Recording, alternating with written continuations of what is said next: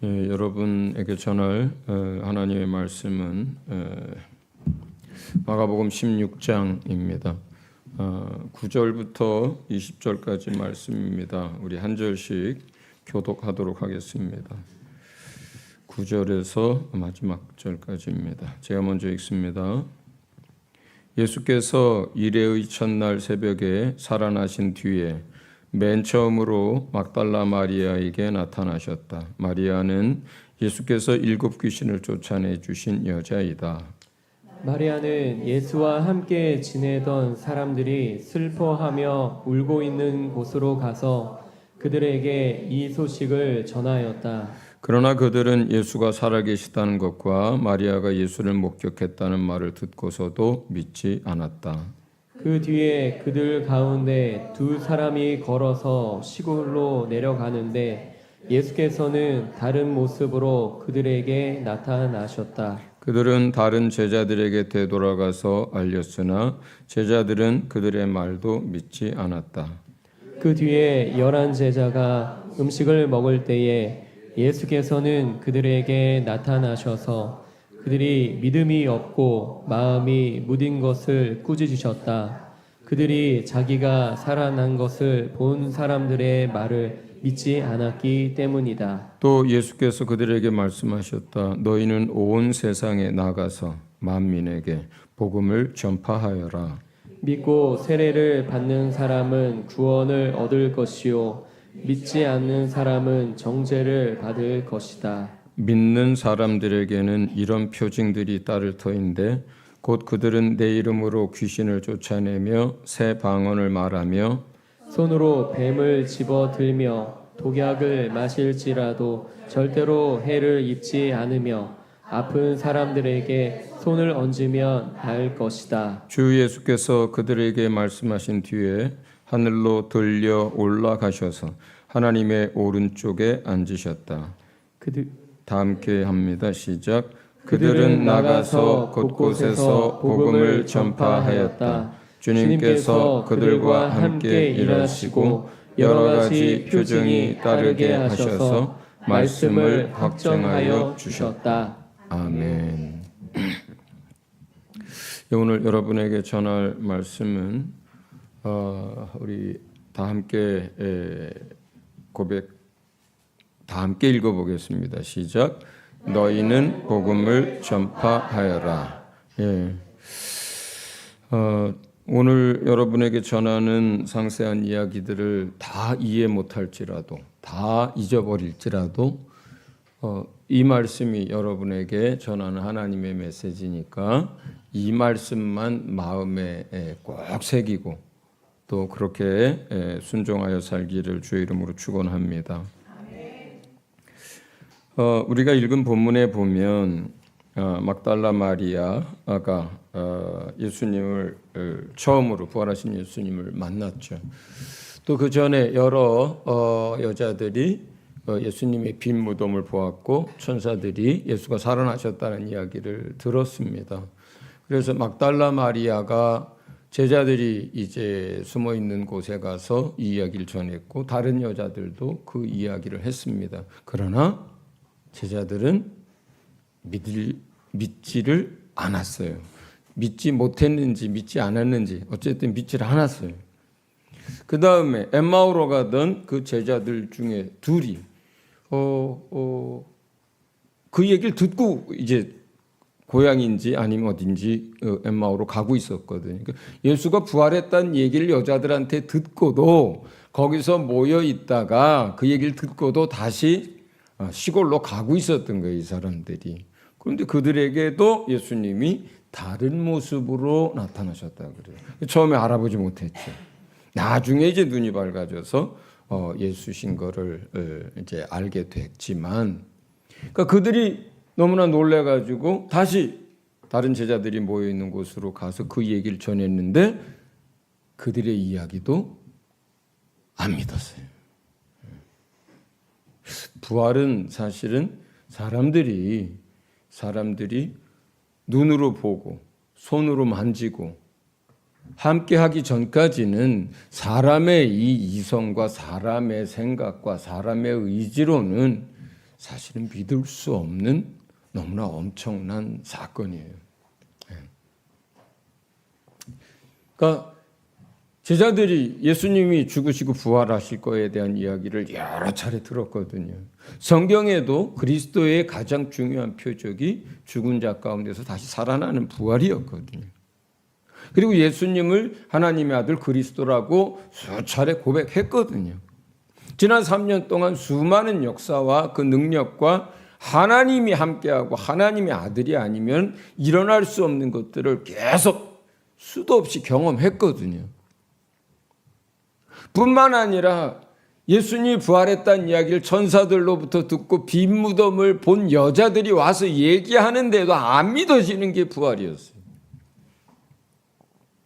천사들이 전해준 얘기가 아니라 직접 예수님을 만난 여자가 와서 내가 직접 예수님을 만났다고 얘기를 해도 안 믿어지는 게, 그냥 어떤 사람들도 아니고 사도들조차 안 믿어지는 게 그게 부활이었어요.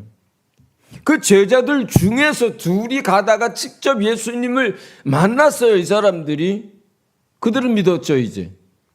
그리고 돌아와서 다른 제자들한테 전하는데 그 제자들이 직접 한 사람도 아니고 둘이나 직접 예수님을, 부활하신 예수님을 만났는데, 그리고 와서 얘기하는데도 안 믿었어요. 부활이란 그런 거예요. 인류 역사상 죽었다가 잠깐 깨어난 사람도 다 죽었어요. 완전히 부활해서 하늘로 올라가신 분이 아무도 없어요. 그렇기 때문에 사람들이 머리로는 부활이라는 것을 이해해도, 죽었다 다시 살아난다는 뜻이라는 걸 이해해도 그것을 정말로 사실처럼 믿는다는 것은 인간에게는 그건 믿음의 영역이지 사람들이 머리로나 마음으로 받아들일 수 없는 이야기들입니다. 근데 우리가 전하는 이 복음의 가장 중요한 것이 뭐예요? 부활이에요. 우리는 부활을 전하는 사람들이에요. 부활을 증거하는 사람들이에요. 복음의 핵심은 부활이에요. 예수가 부활했다라고 하는 것이 우리가 전하고자 하는 가장 중요한 메시지예요. 예수가 부활했다는 말은 아담 안에 있는 우리와 똑같은 죄인이 아니란 이야기고, 예수가 부활했다는 것은 하나님의 아들이란 이야기고, 예수가 부활했다는 그의 죽음이 우리 인류의 죄를 위한 대속의 죽음이라는 말인 것이고, 예수가 부활했다는 것이 그가 그래서 그리스도요, 그가 주라고 하는 뜻이거든요. 로마서에서 복음을 전하는 것과 구원에 대해서 이야기할 때도 뭘 믿으라 그래요? 뭘 믿는 거라 그래요? 그의 죽으심과 그의 부활을 믿는 거예요.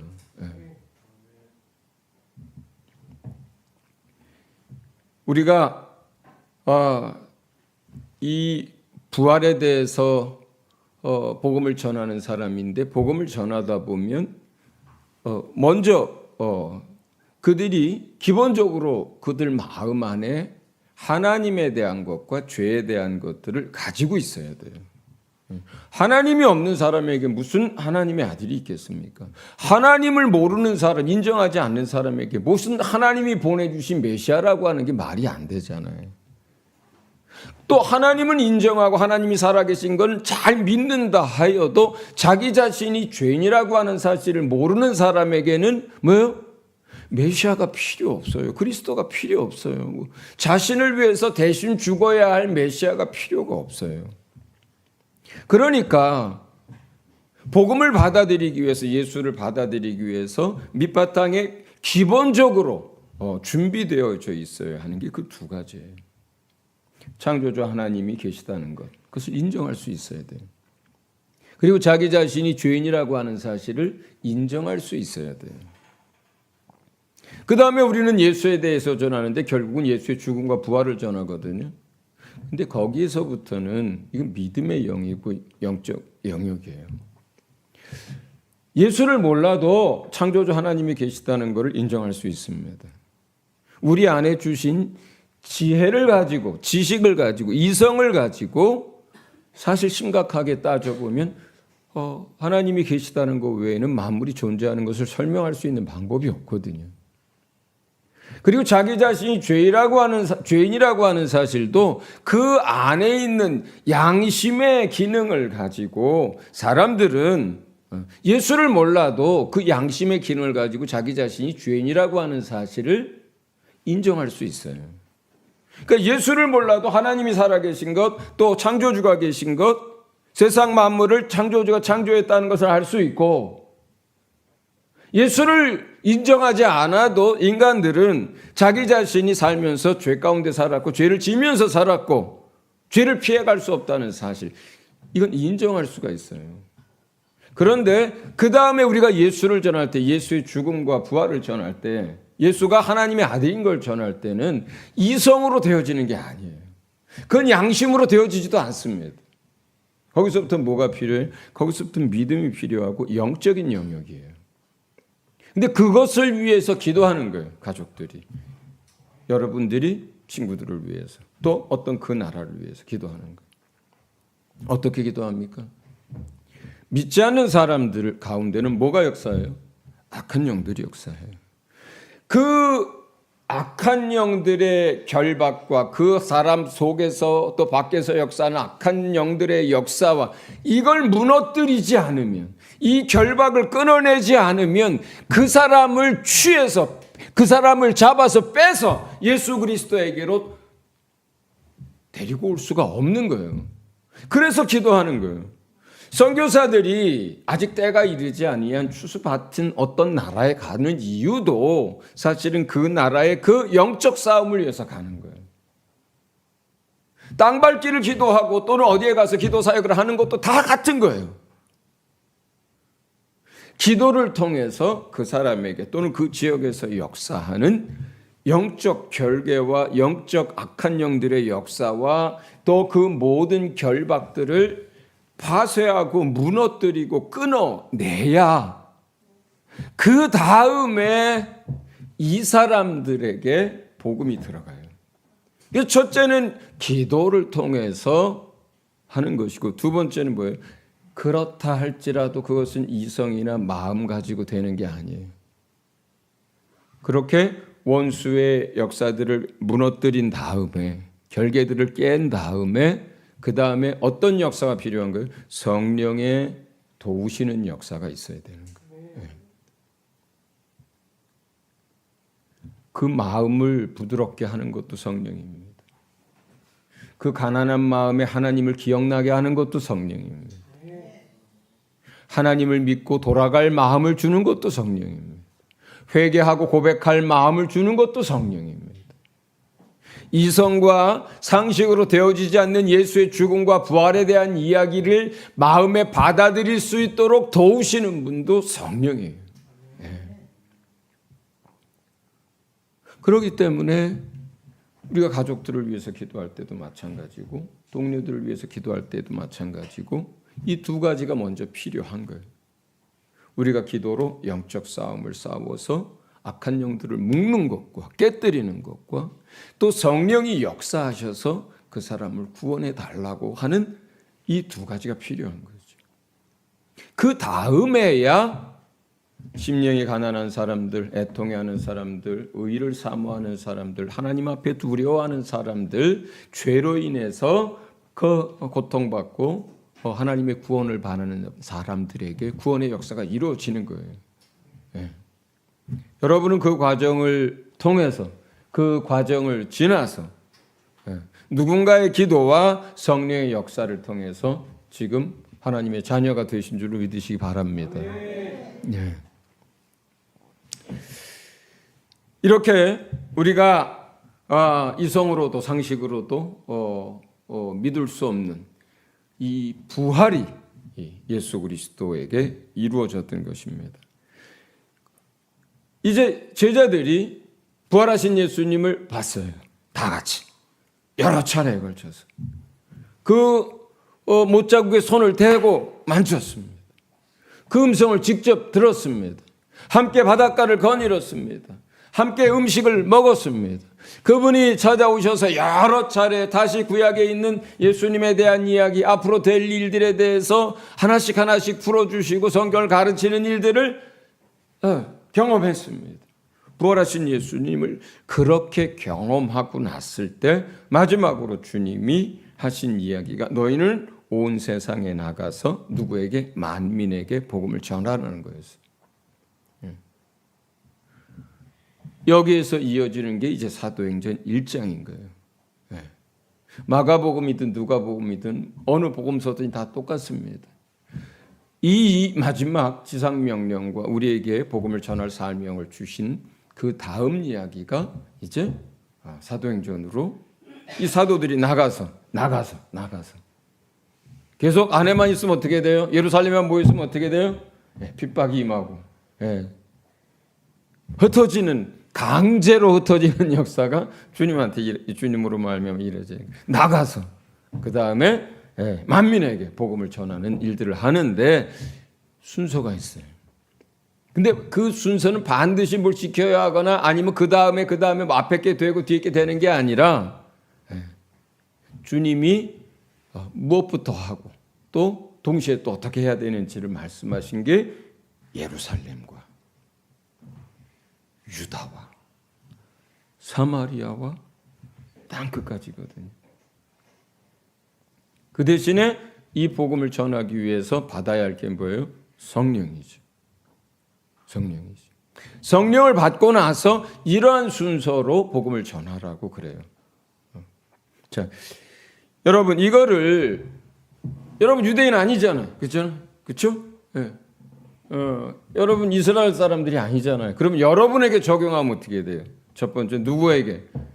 가족에게. 두 번째 누구에게? 이웃들에게. 세 번째 누구에게? 여러분의 나라 민족을 위해서. 마지막으로 어디까지? 만민에게. 땅끝까지. 이렇게 되는 거예요. 여러분 그거 아세요? 성경에 특히 사도행전이나 로마서에 보면 바울이 먼저 이제 교사로 안디옥 교회에서 세워지기 전에 고향으로 가서 여러 해를 있다가 이제 바나바가 데리고 와서 안디옥 교회에서 사역자가 되고 사역자가 된 지 얼마 안 있어서 1차, 2차, 3차 전도 여행을 하고 어떤 이는 4차까지 했다고 하고 그리고 순교하잖아요. 그런데 성경에는요. 그 사도 바울이 자기 친척들에 관한 이야기를 이름을 거론하면서까지 이야기를 해요. 그 친척들 가운데는요, 어떤 사람들은 로마 감옥에 갇혔던 친척도 있고요, 복음을 위해서. 또 어떤 사람들은 함께 그 복음 전도를 위해서 같이 애쓰고 수고한 사람들이 있고, 어떤 사람들은 교회의 중요한 역할을 하고 왔던 이런 사람들이 있어요. 사도행전 23장 16절에는 처음에 그 바울이 갇혀서 사람들한테 죽임을 당하려고 할 때 그 조카가 구해주는 역할을 하고요. 그 다음에 16장 7절에 로마서 이렇게 나옵니다. 내 친척 안드로니고 그 다음에 유니아, 이게 두 사람 얘기를 해요. 이 사람들은요, 로마 감옥에 바울과 함께 갇혔던 바울의 친척들이에요. 근데 이 사람들은 바울보다 먼저 예수님을 믿었었던 사람들이에요. 근데 나중에 바울이 믿게 되면서 함께 이 전도 사역을 하다가 같이 갇히기까지 했던 사람들이에요. 그 다음에 11절에는 내 친척 헤로디온과 소시바더 뭐라 그래요? 문안 인사를 얘기할 때 내 친척 누구누구 이렇게 얘기해요. 그 다음에 21절에는요. 나의 친척 누기요 야손 소시바더 이렇게 얘기해요. 바울이 이런 사역을 하기 전에 고향으로 내려가서 준비하던 사역을 위해서 이방인의 사도가 되기 위해서 준비하던 그때에 기도만 한 게 아니에요. 자기 가족들, 자기 친척들 열심히 복음을 전한 거예요. 열심히 복음을 전한 거예요.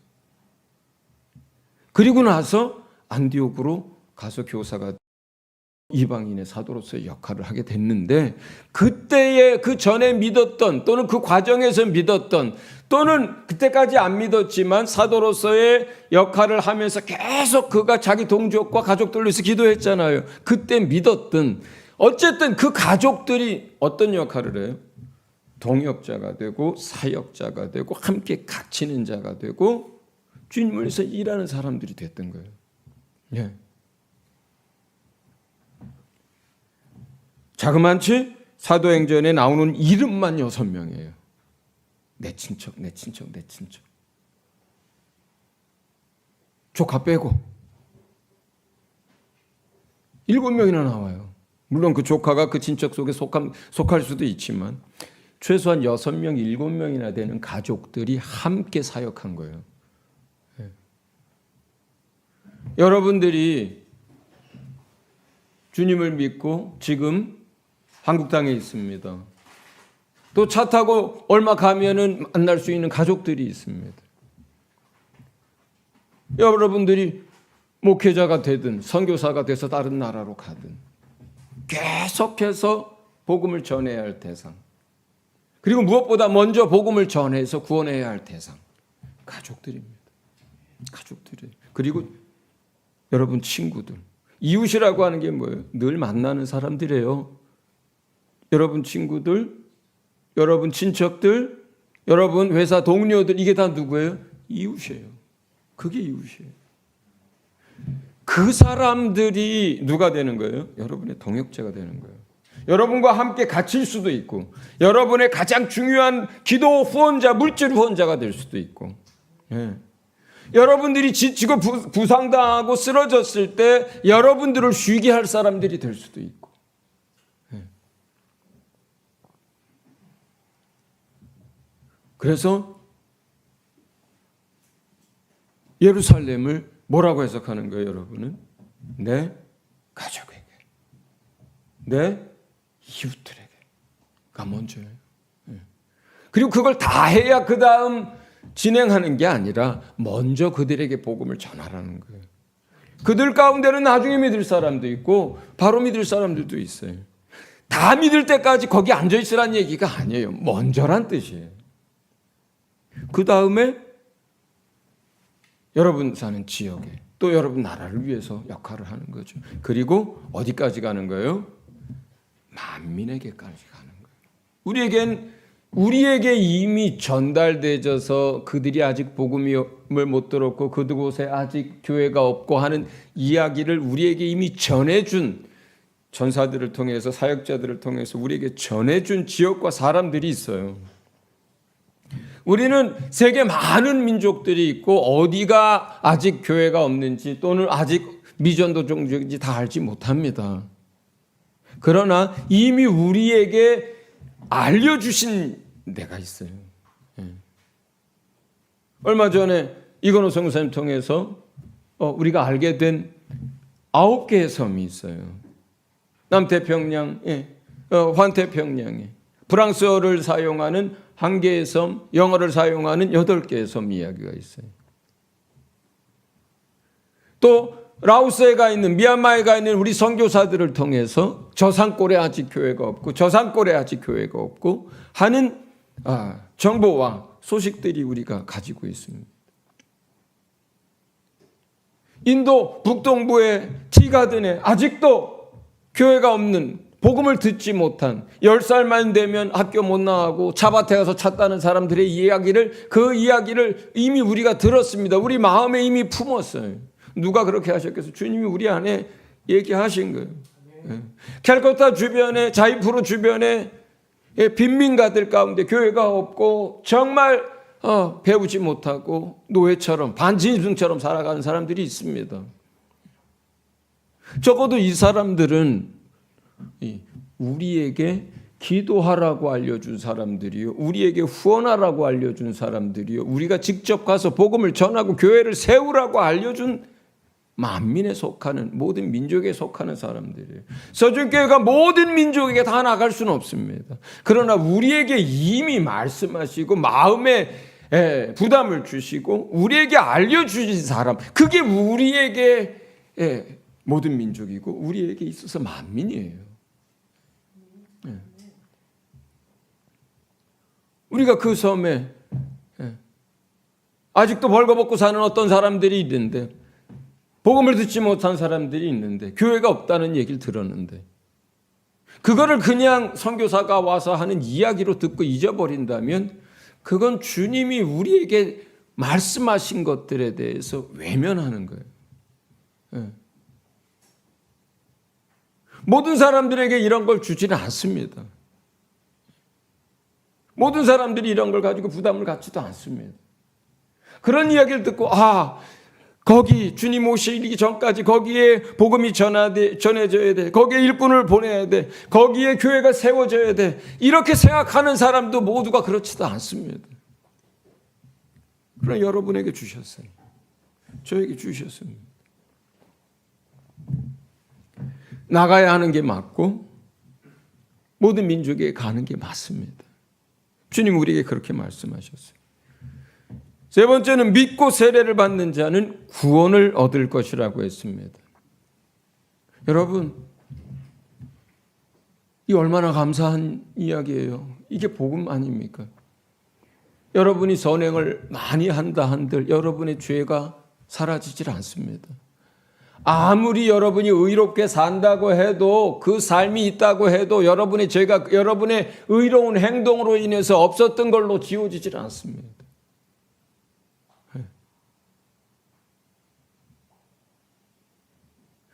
우리가 행동으로는 완전히 질 수가 없어요. 근데 무엇이 가능합니까? 우리의 마음을 주께로 두는 것이 가능합니다. 우리의 마음을 열어서 주님을 받아들이는 것이 가능합니다. 예. 우리가 마음으로 주님을 원하는 것이 가능합니다. 예. 우리가 삶으로는 완전하지 않아도, 우리가 행위로는 하나님 앞에 나아갈 수 없어도, 그러나 우리의 마음과 우리의 생각을 주님께 둘 수 있고 주님을 찾을 수 있고 주님께 돌아갈 마음을 가질 수 있어요. 그러니까 주님이 요구하는 거는 그래서 우리의 삶에 온전한 것도 아니고 우리의 행위에 완전한 것도 아니에요. 너희의 마음이면 충분하다는 거예요.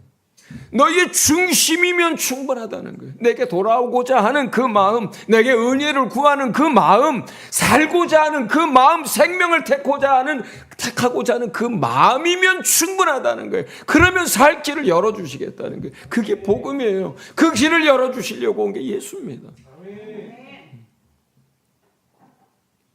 이게 또 다른 길이고, 이게 은혜의 길이고, 이것을 위하여 예수께서 자기 육체를 찢어서 길을 열어놓으신 거예요. 할렐루야. 그건 할 수 있잖아요. 예. 우리가 행위로나 삶으로는 완전하지 않아도 우리가 마음은 내 것이니까 그 마음을 하나님께로 돌릴 수는 있잖아요. 하나님을 향할 수는 있잖아요. 하나님께 눈물을 흘리며 간구할 수 있잖아요. 예. 우리가 살면서 넘어지고 깨지고 실수하고 실패할 때 가난해진 마음 속에 하나님하고 외칠 수 있잖아요. 그럼 하나님이 들으시고 역사하신다는 거예요. 네. 할렐루야. 그렇게 해서 예수를 믿고 그렇게 해서 은혜를 받은 사람들이 나가서 복음을 전할 때 표적이 따른다 그랬어요. 예수께서 주신 그분의 이름으로 귀신을 쫓아낼 수 있다고 했습니다. 새 방언, 이것은 세상 언어를 말하지 않아요. 예. 완전히 세상에 없는 언어를 말해요. 여러분이 하는 방언을 말해요. 를 말할 수 있다 그래요. 손으로 뱀을 집을 수 있다 그래요. 악한 권세와 그 역사들에 대해서 우리가 짓밟을 수 있다는 거예요.